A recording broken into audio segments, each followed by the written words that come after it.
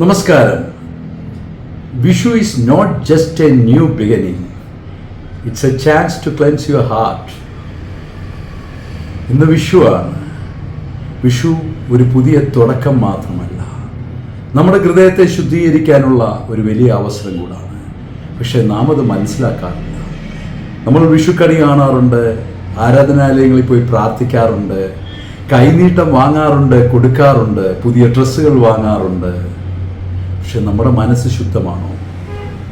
ഈശ്വരനോട് പോയി പ്രാർത്ഥിക്കുന്നതിന് മുമ്പ്, വിഷുക്കണി ഒരുക്കുന്നതിന് മുമ്പ് കുറേ പേരെ നമ്മൾ മറന്നിട്ടില്ലേ? അത് ചിലപ്പോൾ നമുക്ക് ഏറ്റവും പ്രിയപ്പെട്ടവരായിരിക്കാം, നമ്മുടെ കുടുംബാംഗങ്ങളായിരിക്കാം, നമ്മുടെ സുഹൃത്തുക്കളായിരിക്കാം, ഒരു കാലത്ത് നമ്മളോടൊപ്പം ഉണ്ടായിരുന്നവരായിരിക്കാം.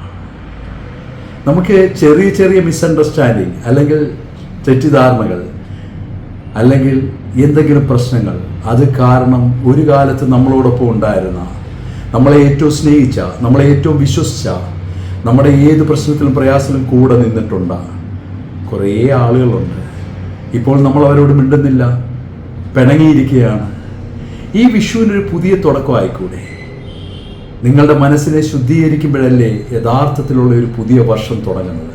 എല്ലാ ദിവസം പോലെ ഇന്നും എല്ലാ ആഘോഷങ്ങളും ആചാരങ്ങളും കഴിഞ്ഞിട്ട് വീണ്ടും പഴയ ആ മനസ്സുമായി പോയാൽ എങ്ങനെയാണ് ഒരു പുതിയ തുടക്കം കിട്ടുന്നത്? നിങ്ങളുടെ ഹൃദയത്തെ ശുദ്ധീകരിച്ചാൽ നിങ്ങളുടെ മനസ്സിന് സമാധാനം കിട്ടും. ദൈവത്തിന് അതല്ലേ കൂടുതൽ ഇഷ്ടം? ഒരു വിഷുക്കണി ഒരുക്കുന്നതിന് മുമ്പ് ഒന്ന് തിരിഞ്ഞു നോക്കുക.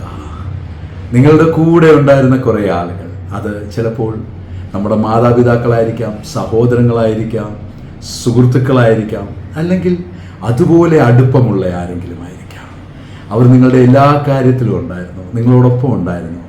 ചെറിയ പ്രശ്നങ്ങൾ കാരണം അല്ലെ എന്തെങ്കിലും പ്രയാസങ്ങൾ കാരണം അവരോടിപ്പോൾ നിങ്ങൾ മിണ്ടാറില്ല, പിണങ്ങിയിരിക്കുകയാണ്.